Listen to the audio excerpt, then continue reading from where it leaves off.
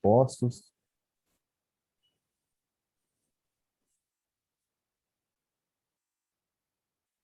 Bom, boa noite a todos. A OAB Santana saúda a todos que estão aqui participando da palestra. A temática será LGPD e segurança digital. Nosso convidado de hoje é o Cleorbit Santos, chefe da divisão de tecnologia da NPD. Tenho a satisfação de dizer que é meu amigo, né? Eu participei com ele em um evento da OAB há alguns anos e é um grupo muito dedicado, né? Vários colegas aí, estudiosos que estão voando aí pelo direito digital em várias frentes aí pelo Brasil e não, por que não dizer pelo mundo, né? Então é uma grande honra a amizade do Cleorbit, que gentilmente veio aqui nos brindar com as suas palavras. Então é isso, saúdo a todos, boa noite, tenhamos um ótimo evento e passo a palavra para o Cleorbit. Olá, boa noite a todos e todas. Bom dia, boa madrugada aí, ou qualquer horário para quem nos assiste aí de maneira gravada. O professor já trabalha a segurança, já inclusive até na própria fala nos eventos. Fico extremamente honrado pelo convite e também pela participação aqui. Convite feito aí pelo que eu também tenho a honra enorme, o prazer de chamar de amigo, Adriano Fidalgo, um dos nossos evangelistas em direito digital. A Liciane Guerra fala aqui no chat, né, que a honra é nossa aí em relação à Ordem de Santana. Os ouvintes aqui presentes, por gentileza, fiquem à vontade para enviar mensagens aí no chat. Caso seja conveniente, caso seja pertinente, eu responderei essas mensagens logo à medida que elas forem chegando. E, repito, o Adriano é um dos nossos evangelistas, eu acompanho o trabalho dele, levanta a nossa bandeira de educação digital, e isso é muito importante, é uma das áreas fundamentais, inclusive na seara da segurança da informação. Além de comentar sobre esses tópicos, eu não preparei slides, vai ser uma fala realmente sobre vários assuntos aqui. E além de comentar sobre segurança da informação, eu vou participar para vocês aqui da periferia de conhecimentos relacionados à segurança e trarei algumas mais notícias, ou pelo menos notícias não tão boas nessa seara, né? Uma delas é que as normas, e aqui aproveito, antes de continuar o repasse de conteúdo, eu aproveito para fazer o disclaimer de que o que aqui falarei não representa posicionamentos da Autoridade Nacional de Proteção de Dados e nem tampouco assuntos que sejam privados, assuntos que sejam sigilosos ou de casos em abstrato ou em concreto, os quais a NPD nesse momento trabalha. Ou seja, aqui eu sou um professor que, por coincidência do destino, é um dos membros atualmente, um dos servidores da NPD. Mas, repito, boa noite, Marcos de Andrade, seja bem-vindo também. Eu repito que eu não trago tantas boas notícias, uma delas, e isso são opiniões, não somente minha opinião, mas são opiniões de outros pesquisadores, colegas meus, inclusive de outras partes do mundo, em grupos dos quais eu faço parte como pesquisador, e é a de que as normas como a LGPD e como o próprio regulamento europeu de proteção de dados, e se você quiser estender também, inclusive, a normas norte-americanas, por exemplo, várias delas, nós já consideramos que essas normas nasceram defasadas em termos de riscos aos titulares de dados. Eu peço que sejam desligados os microfones, por gentileza, durante minha fala. Lennon, o seu microfone estava, agora foi desligado, obrigado.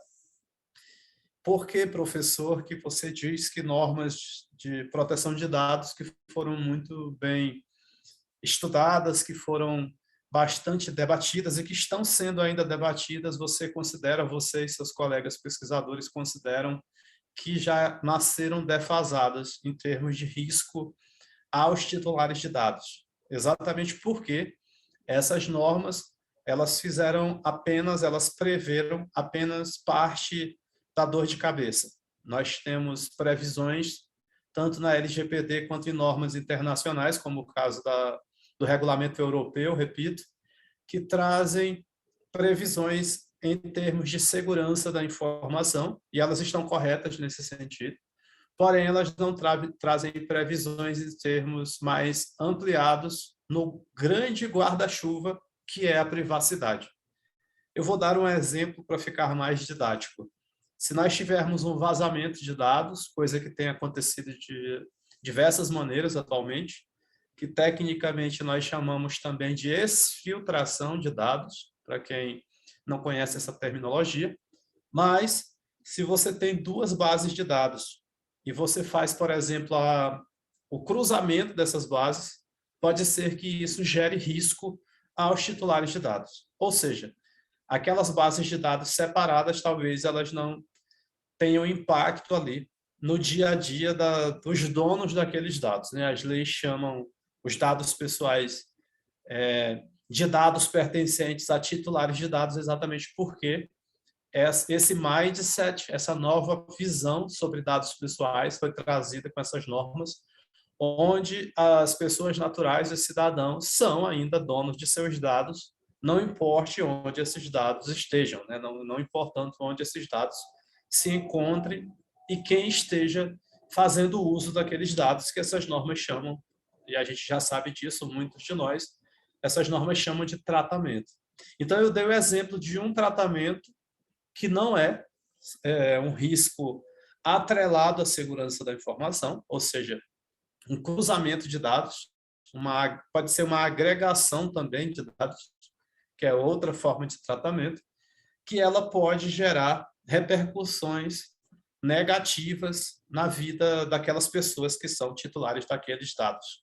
Ou seja, a segurança da informação, ela trata, ela protege, ela tutela parte da dor de cabeça, mas pesquisadores como Kalo e Solov, são pesquisadores que já escrevem sobre isso já há bastante tempo, eles têm uma visão de risco mais voltada para incluir a garantia da privacidade, ou seja, o princípio da privacidade ou o direito à privacidade, o clássico direito à privacidade que vem sofrendo o que a filosofia do direito chama de porosidade, né? Uma palavra que ela, como se fosse uma pedra, ela, à medida que ela vai caindo de um penhasco, ela vai tomando novas formas, porque ela vai se desgastando. Então, na filosofia jurídica, a gente fala também que as palavras elas vão ganhando novas porosidades, elas vão sofrendo alterações com o tempo, e é o caso exatamente da garantia da privacidade. A gente, inclusive, fez com que o direito à privacidade ele desse à luz ao direito à proteção de dados. A gente teve a inclusão lá no artigo 5º, inciso 79 de nossa Constituição Federal, por força da emenda de número 115, da garantia autônoma agora aqui no Brasil da proteção de dados. Muito embora o nosso Supremo Tribunal Federal já tivesse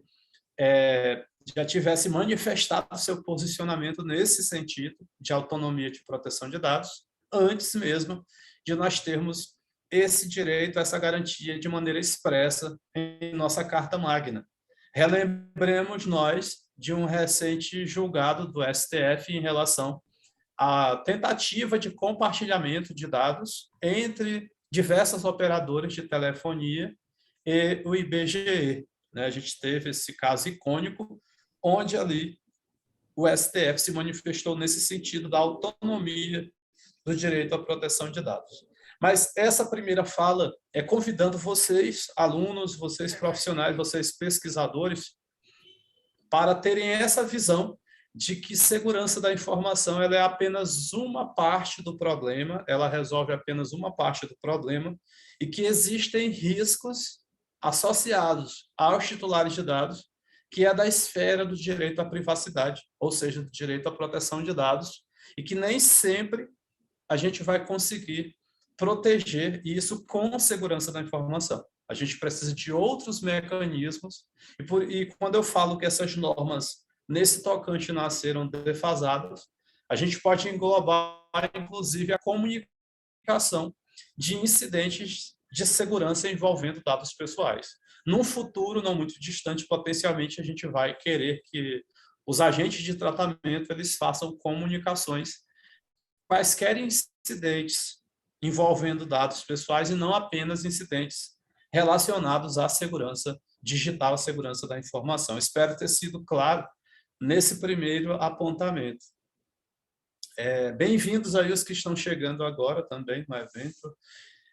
O Adriano pede aqui que o microfone fique fechado aqui no chat e, repito, quem quiser fique à vontade para fazer aí seus comentários e fazer suas perguntas, inclusive até discordar do professor que aqui se aventura no repasse de informações que não são ainda pacificadas, né? A gente sabe que todos nós estamos aprendendo sobre o assunto e muito do que nós falamos, nós pesquisadores, com certeza pode cair por terra daqui a poucos dias, se for o caso, né? A gente tem agora, por exemplo, notícia recente de poucos minutos, pelo menos eu vi há poucos minutos, é uma notícia de 4 horas atrás, onde diz em um desses portais de notícias, se você pesquisar, você acha com facilidade, que o Ministério Público Federal, ou seja, o MPF, ele está investigando se o Ministério da Economia compartilhou dados biométricos de maneira ilícita com os bancos, né? Tem essa notícia recente agora, inclusive eu convido vocês para darem uma lida. E claro que aqui não estou criticando nem o Ministério Público, nem tampouco os bancos, e menos ainda o Ministério da Economia. Eu trabalho também com inteligência e uma das questões que nós aprendemos dentro da área de Intel, da área de inteligência, é que nós temos que observar essas informações com muita cautela, né? Pode ser que muitos dos ataques na internet que nós vemos sejam plantados por grupos hackers. Acontece muito isso, e isso também é um recado que eu dou para vocês, né? Muito cuidado com o que nos chega, além de ter o fenômeno da information disorder, como os jornalistas chamam, o fenômeno das fake news, né? A gente tem aí as tais notícias falsas, que os jornalistas preferem chamar de desordem da informação ou information disorder. Eu ainda peço para que vocês tenham mais cautela ainda, mesmo quando essas notícias vêm de portais sérios, de quaisquer lugar que venham, né? A gente tem que ter uma determinada cautela, porque muitas vezes grupos de ciberatacantes, eles plantam notícias em território estrangeiro, e isso muitas vezes para ganhos diversos, né? Muitas vezes, por exemplo, para atribular a economia de um país, para modificar o preço de um determinado produto, que pode ser o combustível, seja lá o que for. Existem esses ataques que são mais subterrâneos, né? Muitas vezes acontece de uma notícia sair na mídia, por exemplo, o Serpro foi atacado, esses dias saiu isso, eu posso falar porque é público, né? O Serpro foi atacado e vários dados pessoais foram vazados, já estão vendendo esses dados. Aí o Serpro já se posicionou também esses dias, dizendo que não há nenhum indício de vazamento desses dados, que não há nenhum indício de ciberataque nesse sentido. Então, claro que com certeza agentes de inteligência já estão checando essas informações, repito, podem ser plantadas essas notícias que nos chegam, então muita cautela nesse sentido. Outra coisa que eu lembrei agora, que é bem recente em meus estudos, embora não seja recente na literatura e nem tampouco seja recente na ciência, mas eu venho me dedicando esses últimos tempos a isso, são os tais dados sintéticos. Se vocês não conhecem, pesquisem a respeito. Os dados sintéticos são dados que podem ser utilizados tanto para o bem quanto para o mal. A gente sabe disso, que quase tudo que existe, acredito, pode ser utilizado artefato como um martelo, né? Um martelo, o filósofo Nietzsche dizia isso, que um martelo pode construir a mais bela estátua, mas em mãos erradas o mesmo martelo pode destruir aquela bela estátua em poucos segundos, né? Então, a gente tem esse paradigma sintéticos sendo utilizados, por exemplo, bem em treinamento de inteligência artificial, por exemplo. Caso a minha internet falhe, pessoal, vocês, por gentileza, me avisem, o Adriano, por gentileza, assuma, acontece isso, infelizmente, mas, por enquanto, eu acho que está tudo ok, está tudo tranquilo. Nós, pesquisadores, eu, pelo menos dentro da academia, eu faço uso de dados sintéticos para treinamento de inteligência artificial. Existem várias nuances de IA, e a gente também poderia falar aqui sobre regulamentação de IA, embora não seja o foco, mas a IA tem muito a ver com dados pessoais e tem muito a ver com segurança da informação, e eu vou explicar como e fazer também menção de como os dados sintéticos se encaixam nisso.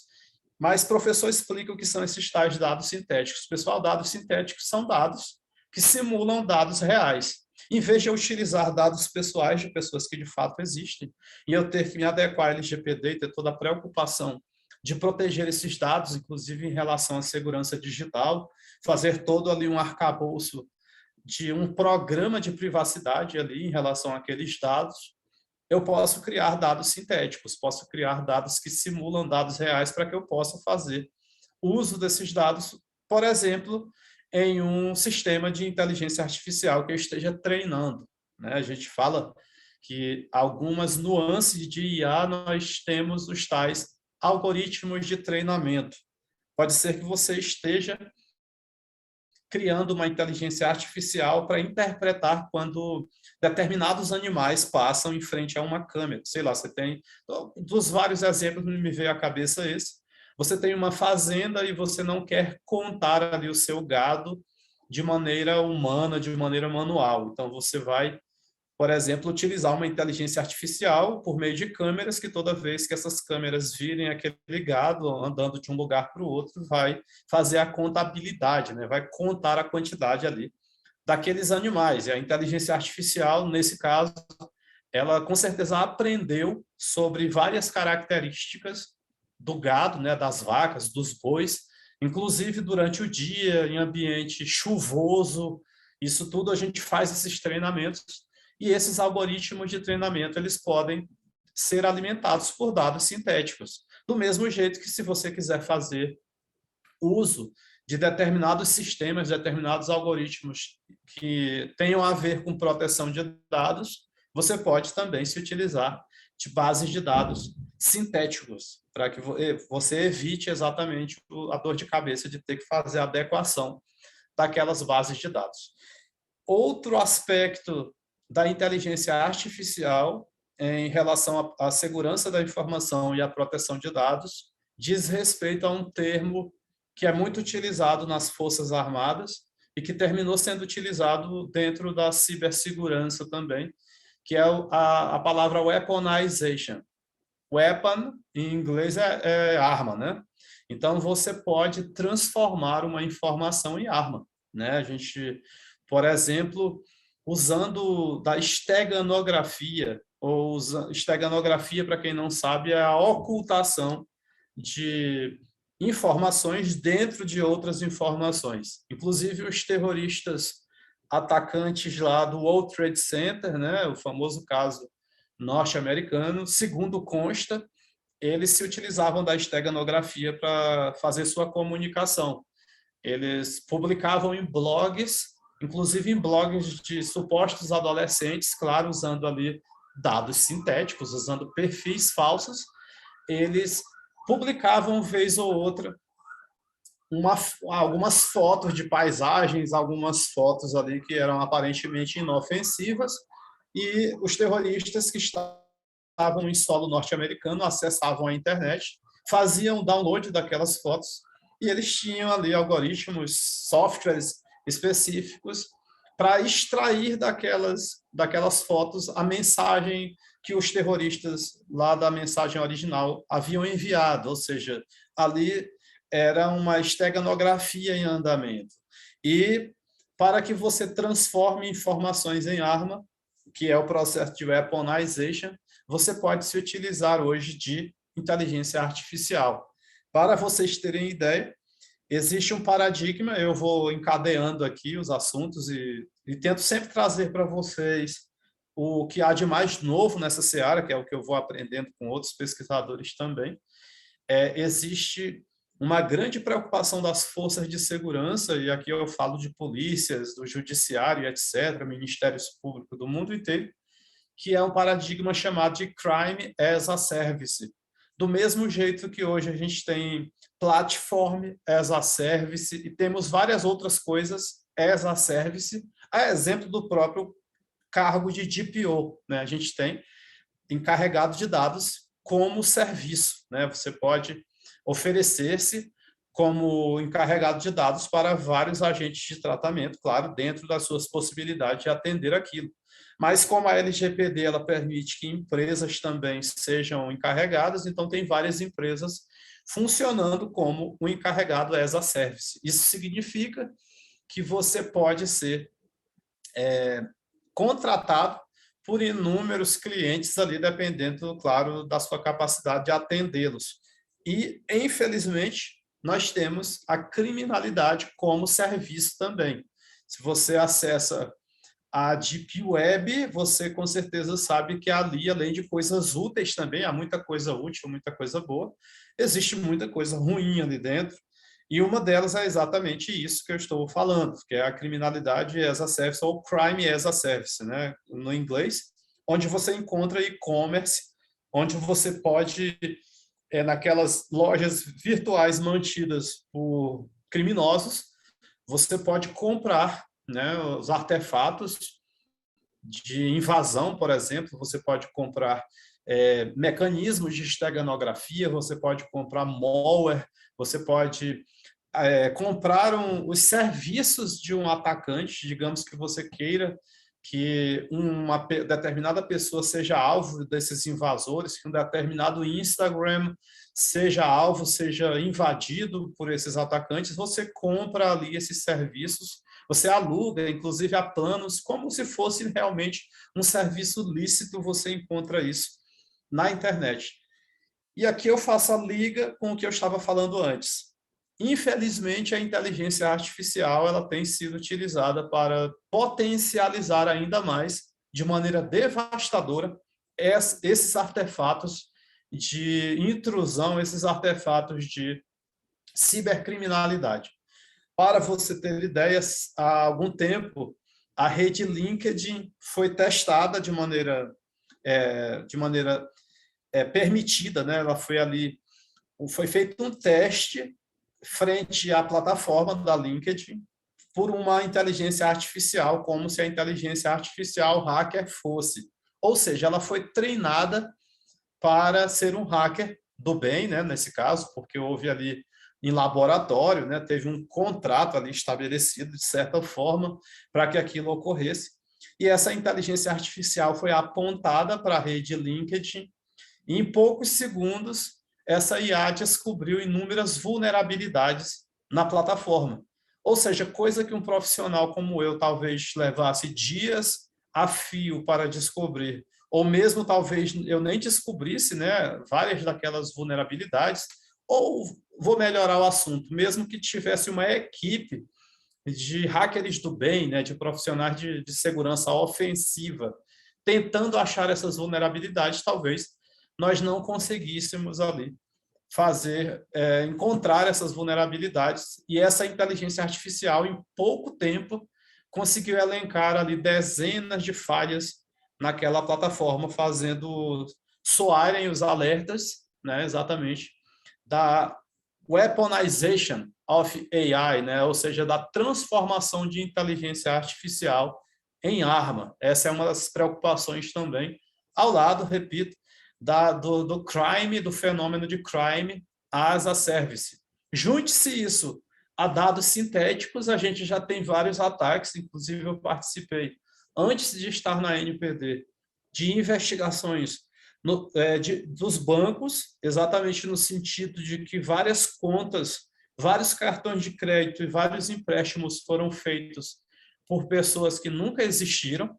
Existem portais na internet, não somente na Deep Web, mas também na internet de superfície, que é essa que a gente acessa de maneira sem precisar de maiores recursos, como o Tor Browser ou o Onion Browser, né, que são os navegadores mais famosos para acessar a Deep Web. Mesmo não estando na Deep Web, mesmo não se falando de Deep Web, a gente tem serviços na internet de superfície encontráveis pela Google, onde você cria pessoas. Você cria, na realidade, dados sintéticos de pessoas que não existem, né? Você pode criar ali o CPF, junto, tudo ao mesmo tempo. Você vai montando os dados que você precisa, o nome completo, a rua que mora, o bairro, a cidade, o CEP, tudo direitinho, o RG, o passaporte, você monta tudo aquilo. E muitas vezes esses dados sintéticos são utilizados pelos criminosos para fazer o que a gente chama de impersonation, ou seja, de utilização de personalidade de maneira fraudulenta. Nesse caso, eles usam uma personalidade inventada, né, de alguém que não existe de fato, né? Eles têm conseguido burlar o check-out, né, o double check, às vezes, inclusive, das empresas como as instituições bancárias. Pessoal, estou falando de banco, mas isso acontece em qualquer lugar. Pode ser um curso na internet que tem uma promoção, a pessoa vai criar uma pessoa fictícia para preencher ali uma lacuna, para ela ganhar uma vantagem. Tem gente que vive disso, né? Indique 3 amigos para você ganhar um desconto. Aí você indica 3 pessoas que nunca existiram. Você cria dados sintéticos dessas pessoas que nunca existiram e você preenche ali. E eu estou aqui apenas dando exemplos. A imaginação de vocês fica em cargo de criar maiores fronteiras, né, sobre de como esses ciberatacantes podem se utilizar de inteligência artificial, de dados sintéticos e etc., esses termos que eu tenho trazido aqui na minha fala, para perpetrar novos ataques. Outra coisa que tem preocupado demais os pesquisadores da área de cibersegurança, que tem a ver com dados pessoais também, é a expressão gêmeos digitais, né? A gente tem isso também, é algo que não é novo dentro das Forças Armadas. Isso sempre foi utilizado naquele conceito de maquete, né? A gente cria uma maquete, por exemplo, de uma cidade, e ali você estuda, por exemplo, tem um microfone ligado, agora desligado. A gente cria uma maquete, sei lá, de um estádio de futebol e a gente estuda aquela maquete para prever ali situações de risco, né? Pode ser que você queira descobrir qual é a melhor rota de fuga e etc. E com o advento da internet, a gente tem gêmeos digitais também, que são criados, inclusive simuladores, repito, tudo isso pode ser utilizado para o bem, né? A gente pode criar simuladores de ambientes, simuladores de aviões, fazer ali laboratórios ali usando a internet e a própria inteligência artificial para coisas do bem. Só que existem pessoas que criam também para o mal, né? As pessoas criam clones, entre aspas, de nós, né? Nesse momento, pode ser que haja um ciberatacante, isso é possível atualmente, com facilidade, com pouco investimento. Essa é outra preocupação, a questão orçamentária, porque tudo fica cada vez mais acessível. Nesse momento, pode ter um ciberatacante fazendo uso de uma inteligência artificial para ficar ouvindo essa palestra que eu estou dando, e essa inteligência artificial pode estar aprendendo como eu falo, ela pode estar aprendendo o meu sotaque, que é bem puxado lá do Maranhão, né? Bem diferente do pessoal aqui do Sul e Sudeste, é notório isso. E aproveito para dizer que eu sou flamenguista, né? Para a raiva de muitos e muitas, né? O professor não deixa de tocar nesse assunto de vez em quando, para brincar um pouco. Mas o que acontece? Um cibercriminoso pode estar, nesse momento, fazendo a criação de um gêmeo digital meu, sem meu consentimento, sem minha permissão, sem meu conhecimento. E esse gêmeo digital do professor Cleorbert, ele pode ser utilizado para a perpetração de golpes, né? Pode ser que o próprio Adriano Fidalgo, certo dia, ele receba um áudio meu pelo WhatsApp, dizendo que eu estou em uma situação de apuro, E como nós espalhamos nossos dados na internet, é muito fácil hoje você fazer coleta de coisas que aparentemente são íntimas entre as pessoas, e depois de várias mensagens pode ser que crie entre o Adriano e aquele falsário o estabelecimento de confiança, e talvez o Adriano seja levado a emprestar algum dinheiro ou prestar alguma vantagem para aquele atacante. Isso já acontece, que é a tal deepfake no modelo por voz, né? Mas também já existem deepfakes, e talvez vocês já até saibam disso, onde gêmeos digitais são criados de pessoas reais, né? A gente teve um teste muito famoso, se vocês colocarem no YouTube, Barack Obama, deepfake, vocês vê um teste que foi feito em laboratório, onde há o próprio Obama falando coisas que ele nunca disse. E agora, em tempos de eleição, nós temos muita preocupação nesse sentido, porque um vídeo de um gêmeo digital criado de maneira fraudulenta pode simplesmente acabar com com a candidatura, né, com as eleições ali de um determinado candidato a um cargo político. Pode ser que no dia da eleição, pela manhã cedo ou no dia anterior, apareça um deepfake de um promotor de justiça ou mesmo de um magistrado ou de uma magistrada dizendo que determinado político, infelizmente, teve a sua candidatura ali impugnada, cancelada, e isso pode fazer com que as pessoas deixem de votar naquela pessoa. Então, são preocupações que envolvem os tais dados pessoais. Eu não estou falando tanto de LGPD, essa palestra é mais para mostrar esse submundo, esse background de cibersegurança para vocês, mas, claro, levem em consideração tudo aquilo que a LGPD pede de cuidados que nós tenhamos com esses dados.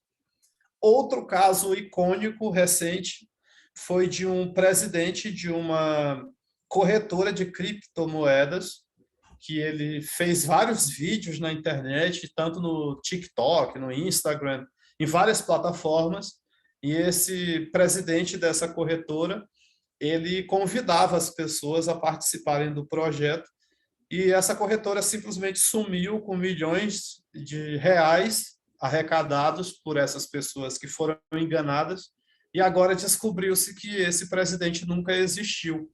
Era um conjunto de dados sintéticos que criou uma pessoa inexistente feita por inteligência artificial, ou seja, vídeos na internet de alguém que nunca existiu convidando as pessoas ali a participarem da compra ali de criptomoedas, de criptoativos, e essas pessoas foram enganadas por uma inteligência artificial. A gente teve também um ataque por voz lá na Inglaterra, um presidente de uma empresa, nesse caso era um ser humano realmente, trabalha na empresa, ele manteve conversações com um fornecedor durante alguns dias, eles fecharam um negócio e depois descobriu-se que aquela voz havia sido clonada, né, entre aspas, e realmente usaram aí a inteligência artificial como arma, aquele fenômeno da weaponization que eu falei para vocês antes, e terminaram ali enganando o presidente daquela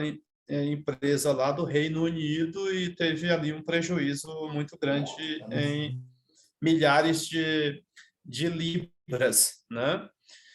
Aí o que é mais que eu posso falar para vocês em termos de LGPD, para a gente não fugir também da nossa querida norma recém-criada?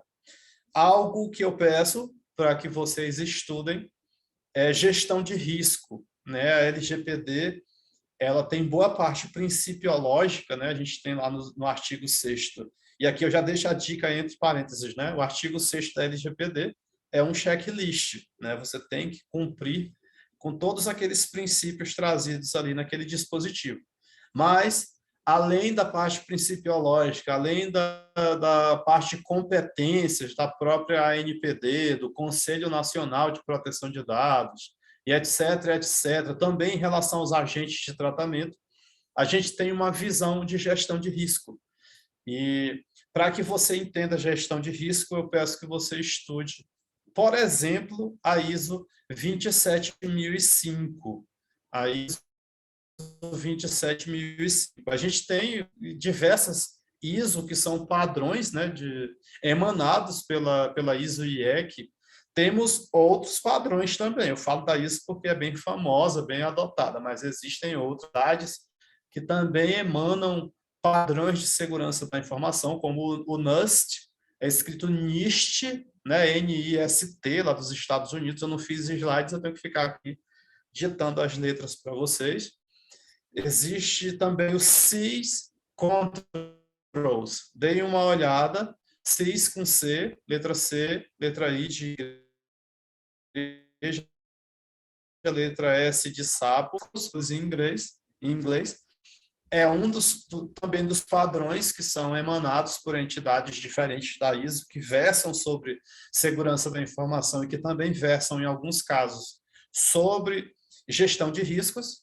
E nós temos também agora, recentemente, o CIS Controls Privacy Guide, né? A gente também tem um guia de privacidade da CIS Controls, que é uma extensão da primeira norma que eu acabei de falar para vocês, que é a CIS Controls, só que para o universo da proteção de dados, né? Mas, falando de ISO, a gente tem a ISO 27001, que trata sobre o sistema de gestão da segurança da informação, que nos serve tanto para o LGPD quanto para quem queira um certificado, né, de que fez o dever de casa em termos de ISO 27001. Existe um processo para você ganhar um selo que você fez aquilo que a 27001 pede. Você tem a ISO 27002, que traz medidas de segurança, que são chamadas de controles pela ISO, para que você possa proteger, inclusive, os dados pessoais. Você protege todos os ativos corporativos envolvidos na sua gestão de risco, que inclui os dados pessoais.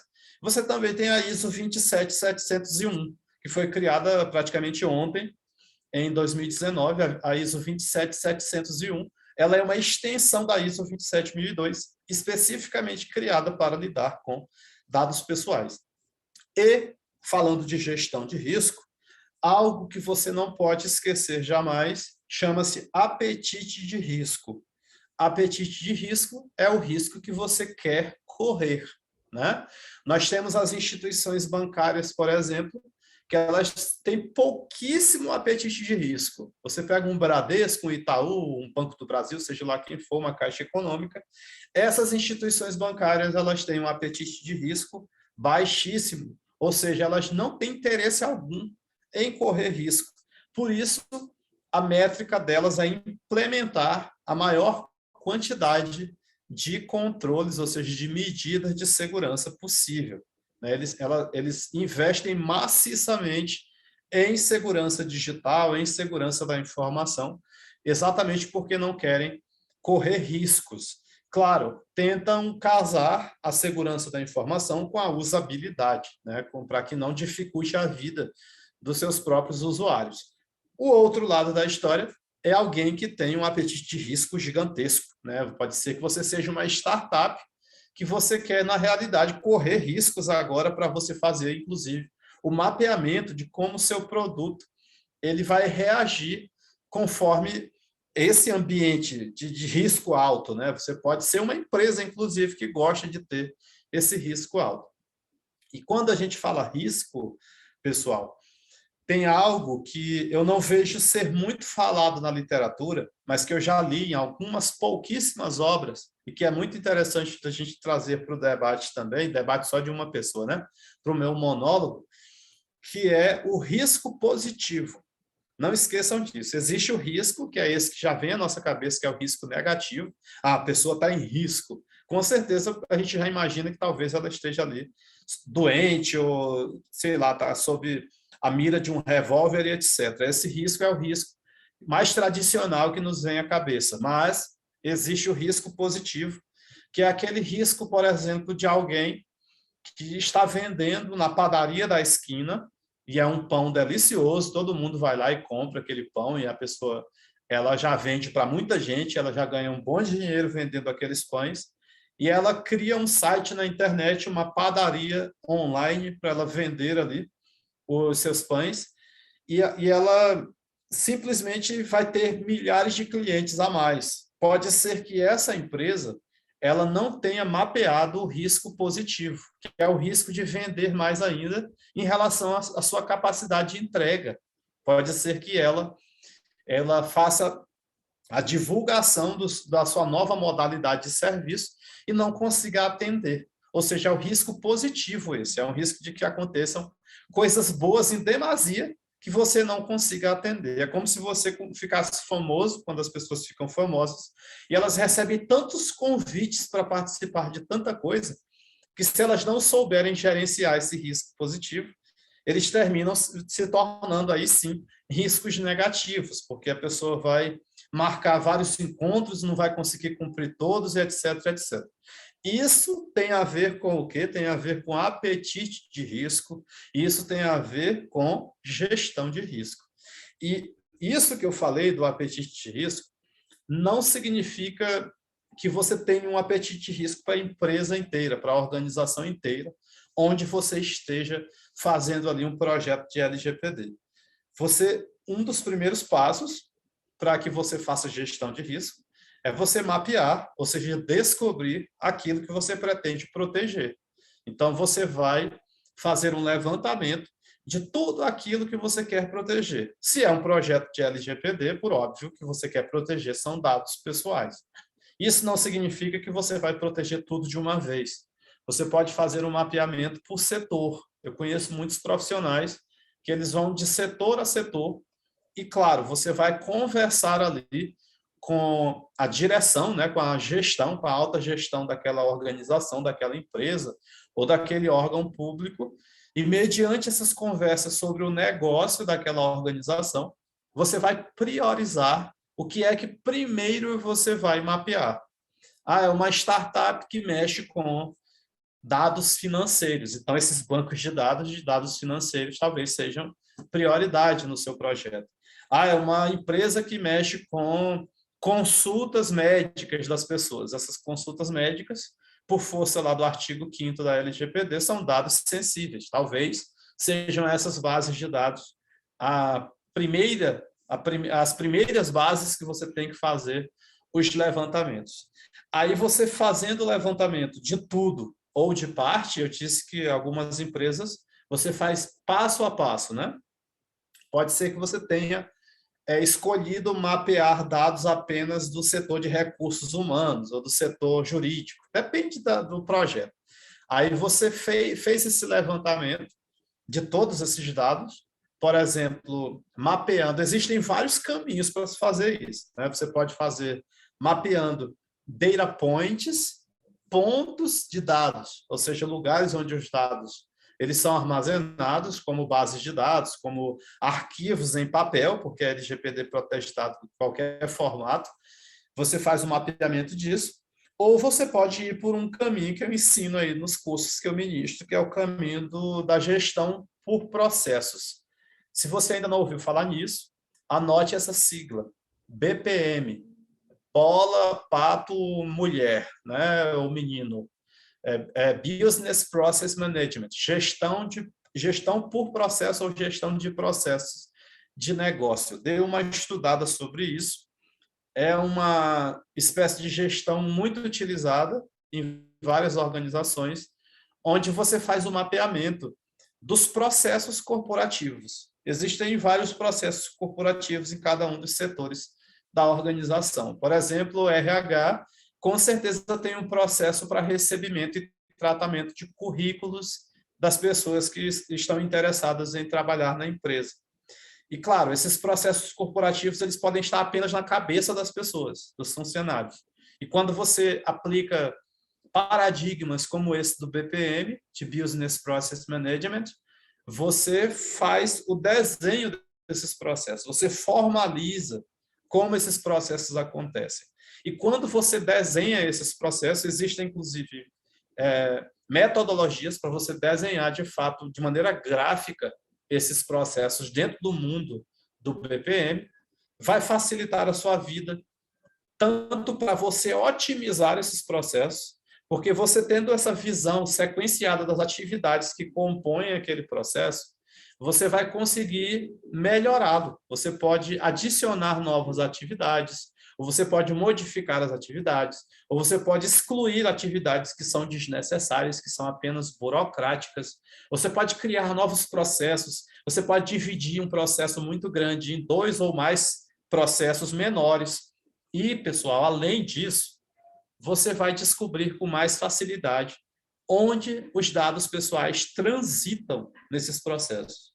E a partir disso, você vai ter mapeados os dados pessoais e talvez com muita mais facilidade você consiga mapear o fluxo dos dados pessoais dentro desses processos. Ou, em outras palavras, como os dados pessoais trafegam dentro da empresa.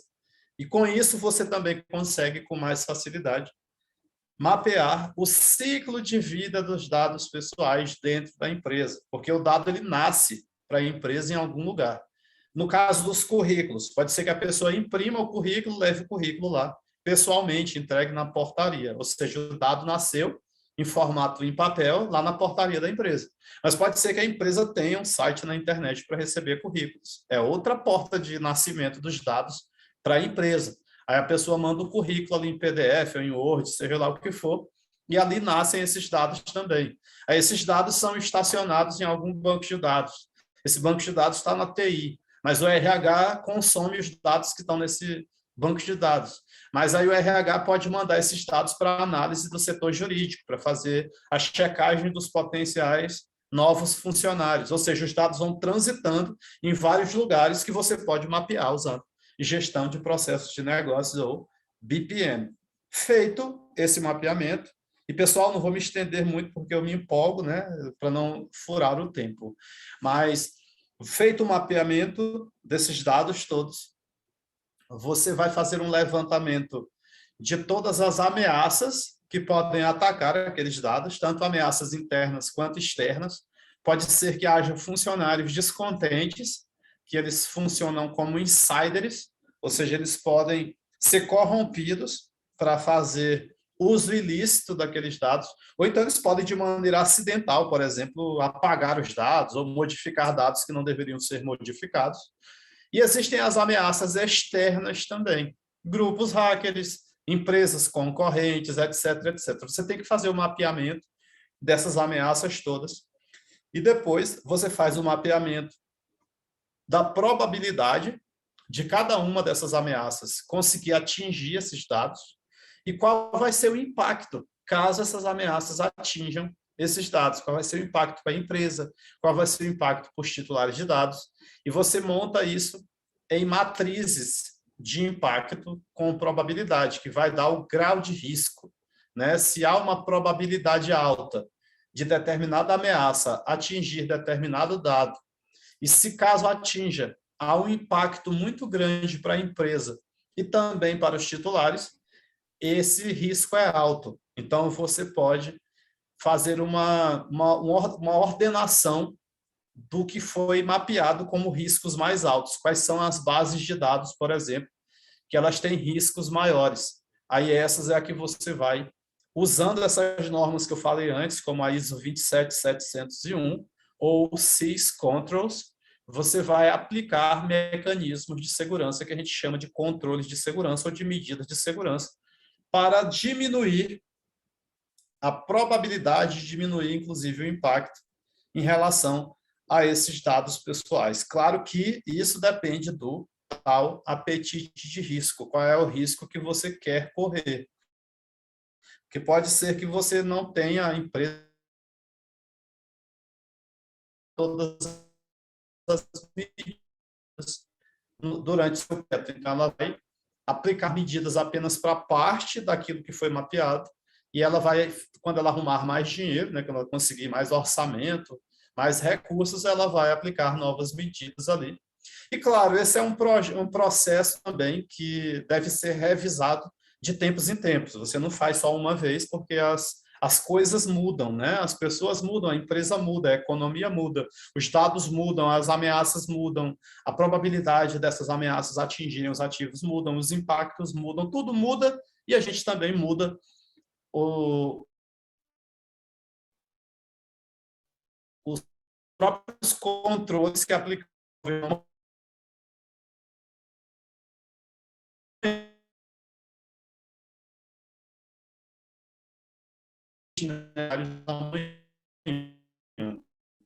Deu uma Temos falhada no teu microfone. para o seu, se tiver alguma pergunta, passo a fala para você, meu amigo. Fica. Deu uma falhadinha no microfone. Muito obrigado, parabéns, né?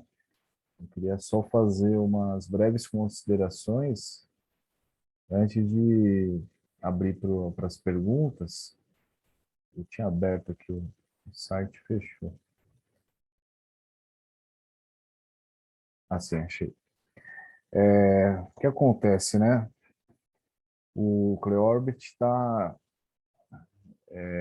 vamos dizer, ele é um doutor de fato, né? De direito em breve, né? Como foi visto aí na exposição dele. Ele conseguiu sintetizar um monte de assuntos, né? Ele é doutorando em modelagem computacional de sistema, né? Pela Universidade Federal do Tocantins. Eu fui hackeá-lo, desculpa, stalkeá-lo aqui na página dele, só rapidinho, né, para relembrar essa informação, e eu vi ali em cima, bem no topo da página dele, tá assim, o homem à medida de todas as coisas, né, então me deixa mais feliz ainda, já sabendo todo o conteúdo e da capacidade dele exposta aqui, que é um profissional transdisciplinar, né, que enfrenta muito bem os temas de tecnologia e de direito e coloca assim o ser humano, né, na frente, né, porque às vezes nós fazemos algumas reflexões, né, se a tecnologia é instrumentalizada para o homem ou se a tecnologia está transformando o homem em instrumento, né, então, a questão dos fins, dos meios, aí, às vezes estão um pouco atrapalhados e misturados, né? Então, contribuiu sobremaneira aí para elucidar vários pontos, né? Até brincando, colocaria o pessoal falando que não dá para parar, não dá para piscar, foi uma surra de conhecimento. E vou fazer um trocadilho infame aqui, porque se eu não me engano, o Cleorbit é fã não apenas do Iron Maiden, né, mas de outras bandas, mas eu acho que eu já ouvi alguma vez com a camisa do Iron Maiden, né? Então, a gente não tem que ter apenas Fear of the Dark Web, né? Olhem quantas coisas aí nós temos aí para tomar conta, né, da nossa segurança. E a LGPD é um caminho tão abrangente, é um mundo, um universo, e eu faço uma crítica aí ao que aconteceu, né? Mas também é natural do mercado de querer vender cursos rápidos, de muita gente ganhar dinheiro com curso, com soluções milagrosas e um certo terrorismo, né? Das pessoas terem medo. É claro que a adequação, compliance, tudo muito necessário, mas pelos motivos certos, né? Então ele falou LGPD, gêmeos digitais, deepfake, né? Só fazendo uma breve síntese para quem chegou depois. Indústria dos crimes digitais, o Ministério da Economia, uma situação que está sendo averiguada aí dos bancos, venda dos dados para os bancos, riscos, normas, direito internacional, vários pontos aí muito interessantes. Eu vou fazer uma pergunta para ele, para abrir a fila, né? Para não monopolizar também. Eu não sei se é apropriada também, porque foge um pouco do assunto, mas como eu acho que ele talvez, eu não tenho essa informação, ele que vai dizer, né, sobre esse assunto, se ele consegue dar uma aclarada para eu que não sou da tecnologia, né, eu me esforço para entender muitas das coisas, né? A série da Netflix, né, é da Netflix, Code Bias, fala das questões ali do eventual falhas, né, e que acabam gerando preconceito, né? Tem a questão da luminância dos algoritmos. Eu queria que se ele pudesse esclarecer para a gente se essas falhas, né, de eventual acusação de racismo do algoritmo, dos algoritmos e tudo mais, tem mais a ver com uma falha de modelagem mesmo, de criação, ou é algo proposital, né? Ou de incapacidade técnica ou algo proposital? Qual a sua opinião? Desculpa fugir da palestra, do tema central. Adriano, eu fico muito feliz que você tenha tocado na questão da humanidade, ainda falando das suas primeiras falas aí. Um dos filósofos que eu muito gosto, que é um dos mais famosos, inclusive, para o universo jurídico, é Immanuel Kant, e ele deixou para nós exatamente uma fala, né, de que o ser humano nunca pode ser meio, mas fim. A gente tem uma nova forma de objetificação do ser humano criado pelas plataformas digitais. E sim, sou fã de Iron Maiden, sim, né? Fui no show, não esses de agora, dessa época, mas do ano passado. Sou fanático por Iron Maiden e outras bandas de rock, sou muito fã.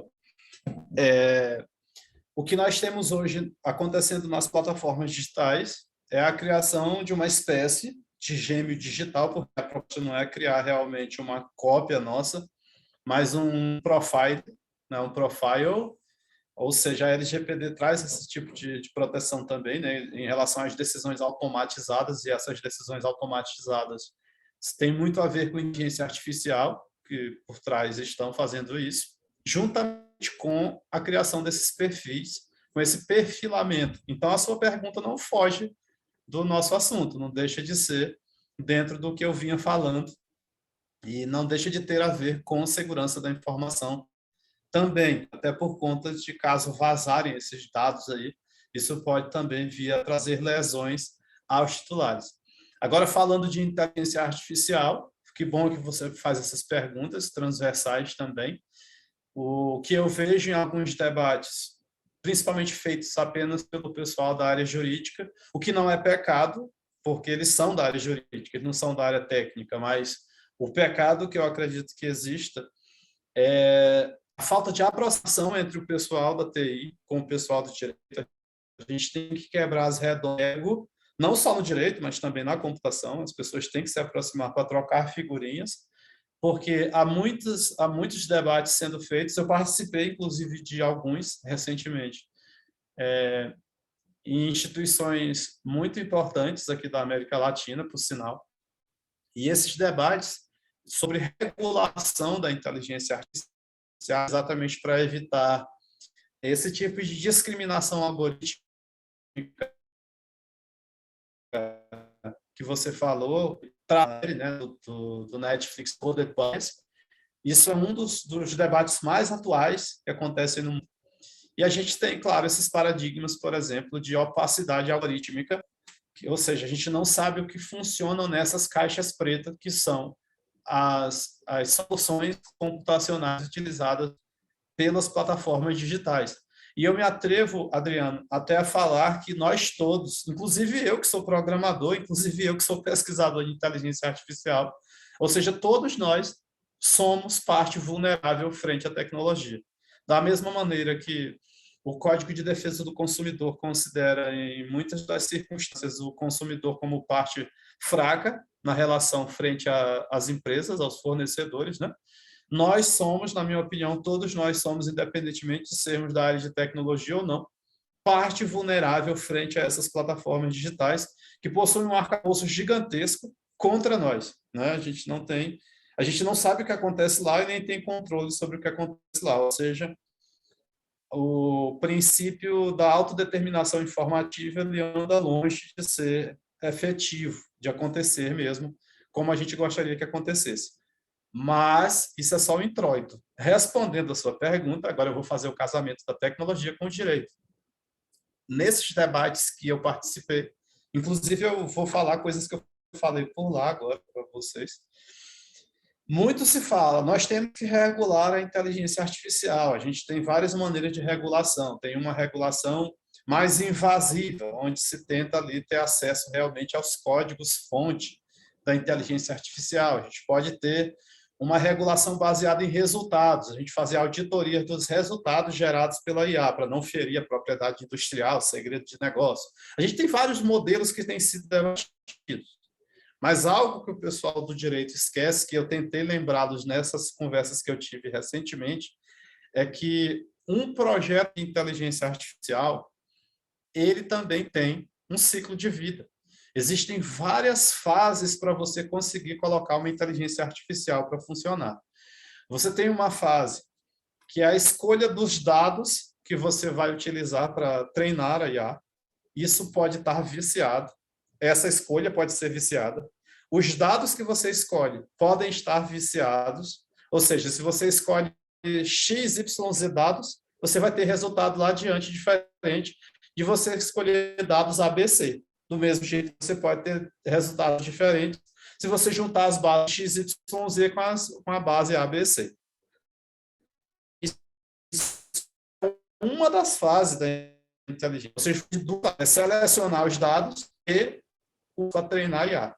A escolha do algoritmo de treinamento é outra fase, que pode ser viciada também, por quem está escolhendo, de maneira proposital ou de maneira acidental.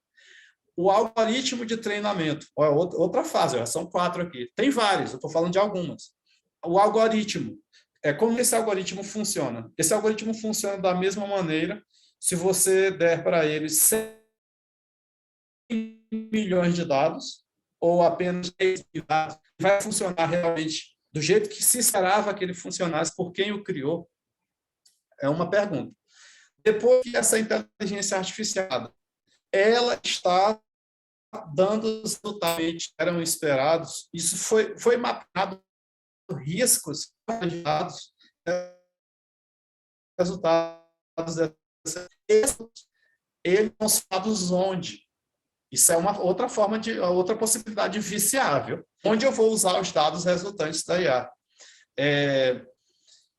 Eu posso pensar em inúmeras em um ciclo de vida de inteligência artificial onde é isso. Quem vai usar os dados? A quantidade de dados resultantes ali do treinamento. Vou usar apenas parte vou usar como empresa ou como pesquisar, viciar, pessoal, cada partezinha desse ciclo de vida de uma inteligência artificial. Aí entra o direito. Aí eu tenho que regular cada pedacinho desses. Eu não posso ter uma regulação, eu vou regular a inteligência artificial e ponto final. Eu vou regular o quê? Dentro do universo da inteligência artificial. Respondendo à pergunta do meu amigo, em cada fase da inteligência artificial podem ter vícios acidentais ou propositais, que podem ser feitos, esses riscos podem ter nascido de seres humanos ou dos algoritmos. Então, pode acontecer de ser de uma coisa ou de outra. Não tem uma resposta fechada. Precisar-se-ia analisar o projeto inteiro, desde as primeiras escolhas, desde as primeiras utilizações, desde o algoritmo de treinamento, desde o funcionamento da IA, desde os resultados e desde onde esses resultados foram aplicados. E como, claro, essa IA se comunica com o mundo. Eu estou falando aqui só do universo dela, mas como é que se comunica com o ambiente, né? Com as outras inteligências artificiais,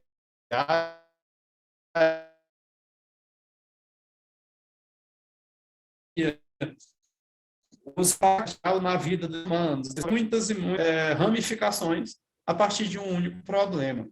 Eu não sei se eu respondi sabiamente, tenho a dizer, sobre esse universo complexo ainda para... Tá travando um pouquinho o áudio. Não respondeu muito bem, mostra a complexidade da situação, né? Que às vezes a gente vê por aí a simplificação, né? As pessoas querem uma resposta sim ou não e é um tema complexo por si só, né? Muito bem respondido. Eu vou fazer a pergunta aqui, se ele não quiser fazer de viva voz. Cleiton, quer fazer a pergunta oralmente? Cleiton, eu posso ler aqui. Leorbit, você acha que a LGPD deve ser regulamentada para tratar especificamente, ixi, já estou lesado, especificamente, na área da... Pulou aqui. Especificamente a proteção dos dados no serviço público? Consegui ler. Tranquilo. Cleiton, boa noite, obrigado aí pela pergunta. No atual patamar da LGPD, eu acredito que ela seja suficiente para abarcar o serviço público. Isso foi, né, pensado quando da criação, inclusive eu participei dos debates da criação da lei também em Brasília, né?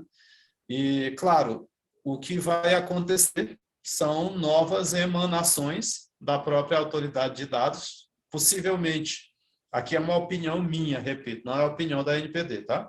Possivelmente nesse sentido, com regulamentações que ainda faltam, que a lei já preveu, né? A gente já tem essa previsão na LGPD, e também com guias nesse sentido. Além disso, a gente vai ter inúmeros doutrinadores, né, pensadores do direito, fazendo seu dever de casa, comentando aí os casos concretos e a própria jurisprudência, né? O judiciário vai também participar da valsa, né, com suas decisões, e é assim que vai sendo construído, assim como aconteceu com o próprio Código de Defesa do Consumidor. Adriano, se você quiser, eu já leio a outra pergunta também. Ou fique à vontade, se você... Não, eu fico pela pergunta. Posso perguntar. Então, pode. o Sebastião Rafael também pergunta aqui, né? Orbit, qual a importância da LGPD para o consumidor e quais as desvantagens dessa lei? Sebastião, o Código de Defesa do Consumidor, lá da década de 90, ele já trazia ali um microsistema de proteção de dados em relação aos dados dos consumidores, né? A gente tem previsões no CDC sobre autodeterminação informacional, por exemplo, né, de poderes que os consumidores têm em relação às bases de dados que possuam dados seus, né? A gente já tinha isso antes da chegada da LGPD. O Marco Civil também tem o seu micro-ordenamentozinho ali jurídico, um micro-legislativo, vamos dizer assim, em relação a dados pessoais. A sua pergunta, qual é a vantagem? É uma maior proteção exatamente a essas bases de dados, ao uso desses dados por agentes de tratamento que façam tratamento que digam respeito às relações de consumo. Desvantagens dessa lei, né? Que eu posso escorregar na casca de banana se eu começar a olhar para a LGPD, que eu sou apaixonado por ela, né? Quando a gente está apaixonado, a gente geralmente não vê defeitos nas coisas, a gente vê mais vantagem, né? Está por perto daquilo. Mas eu não falaria desvantagem, né? A gente tem obrigações que nasceram com a LGPD, a gente tem que despender agora recursos para cumprimento da norma, né?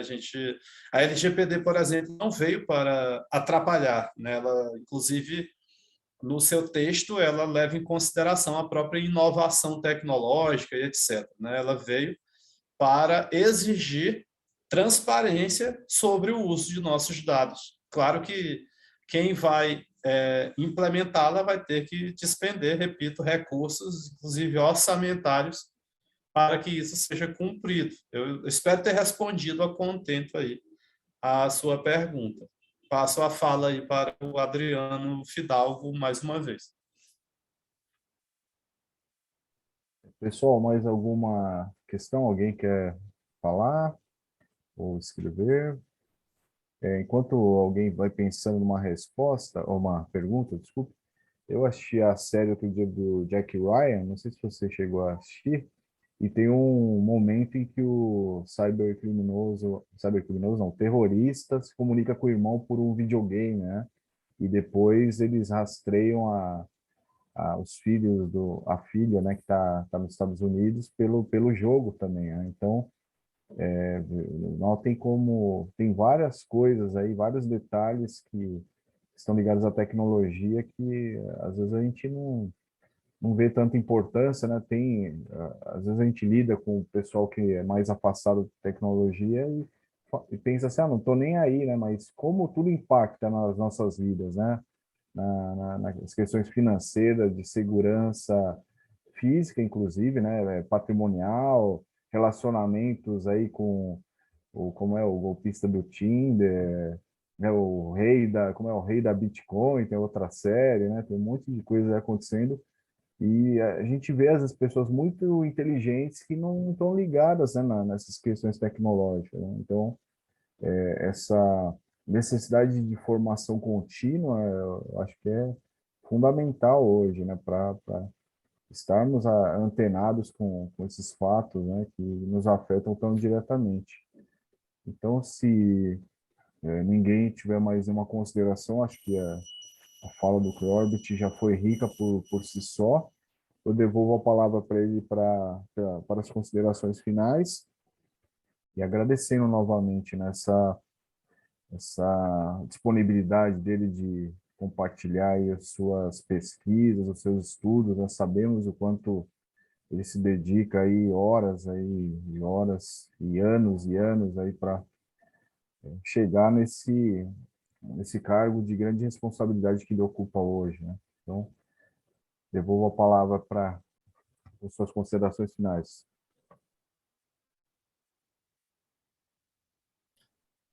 Adriano, eu fico muito feliz de você ter citado essa questão dos games, né? Inclusive, se vocês pesquisarem, vocês verão que existem vários casos de lavagem de dinheiro, por exemplo, sendo feitas utilizando personagens de jogos, ou seja, é um universo à parte, é uma espécie de metaverso de jogos, onde além de tráfico de órgãos e outras questões como pornografia infantil são embutidas dentro desses joguinhos. Então, muita atenção nesse sentido. Repito o que o colega Adriano falou sobre a necessidade de atualização, de capacitação de todos nós. Repito, nós todos somos vulneráveis frente a essas caixas pretas que são as plataformas digitais. Para vocês terem ideia, nos Estados Unidos já há um movimento da American Bar, da OAB, né, norte-americana, para que os advogados de todo o país, nos Estados Unidos, de tantos e tantos meses, ainda está se por decidir qual a periodicidade, mas que de tanto e tanto tempo esses advogados façam cursos de segurança digital e comprovem que fizeram esses cursos, né? Ou seja, vejam a exigência frente a profissionais do direito em relação à segurança da informação, em relação à segurança digital. Então, concordo, né? Eu estou apenas aqui fazendo um adendo às falas do querido Adriano Fidalgo. E também repito que foi uma honra participar aqui desse encontro hoje à noite. Perdoem pela internet, que talvez não seja tão boa, tenha havido algumas falhas aí na comunicação, mas espero que não tenha ferido a qualidade do repasse. Adriano, fico honrado, repito, pelo convite, pela participação, pelos seus elogios. Você também é um profissional que eu admiro muito, você sabe disso, sempre falo isso por onde ando.